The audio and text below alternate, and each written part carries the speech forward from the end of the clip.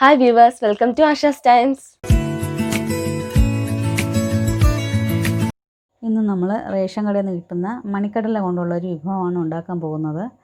ഞാനിവിടെ ഒരു അര കപ്പോളം കടല എടുത്തിട്ടുണ്ട്.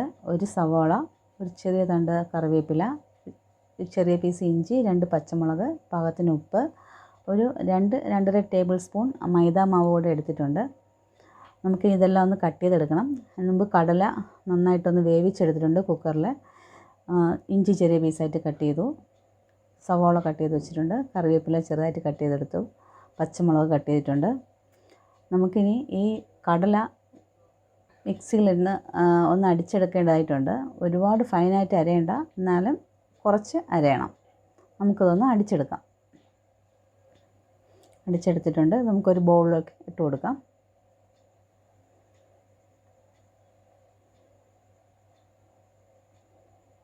ഇതിലേക്ക് സവാള അരിഞ്ഞത് ഇട്ട് കൊടുക്കാം,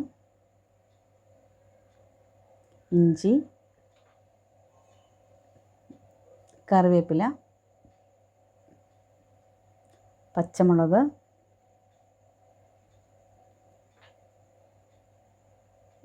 ആവശ്യത്തിന് ഉപ്പ്.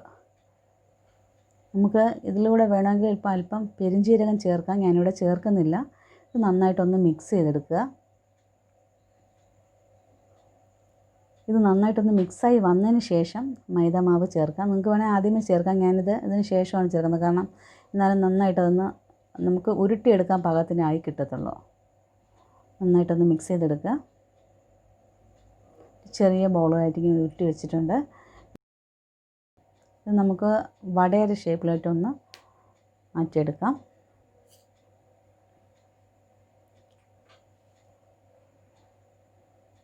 ഇനി പാൻ അടുപ്പത്ത് വെച്ചിട്ടുണ്ട്. ഞാൻ സൺഫ്ലവർ ഓയിലാണ് യൂസ് ചെയ്യുന്നത്. നിങ്ങൾക്ക് ഏത് എണ്ണ വേണമെങ്കിൽ എടുക്കാം. ഇതിലേക്ക് ഇട്ട് കൊടുക്കുക. ഇത് മീഡിയം ഫ്ലെയിമിൽ വയ്ക്കാൻ ശ്രദ്ധിക്കുക.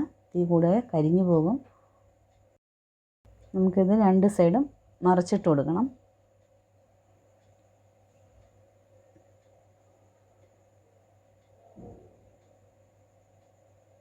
നന്നായി മൊരിഞ്ഞ് വരണം. 2 സൈഡ് മറിച്ചിട്ട് കൊടുക്കുക.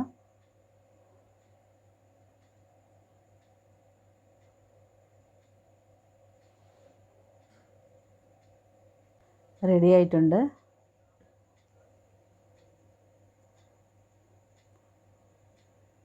നമ്മളെ കടല വട ഇവിടെ റെഡി ആയിട്ടുണ്ട്. നല്ല ടേസ്റ്റിയാണ്. ഈസി ആയിട്ട് ഉണ്ടാക്കാൻ പറ്റുന്ന 4 മണി പലഹാരമാണ്. ഇനി കടല ആരും വെറുതെ വെച്ചേക്കരുത്. ഇതേപോലത്തെ സ്നാക്സുകൾ ഉണ്ടാക്കുക. അപ്പോൾ അടുത്തൊരു വീഡിയോ ആയിട്ട് അടുത്ത ആഴ്ച കാണാം.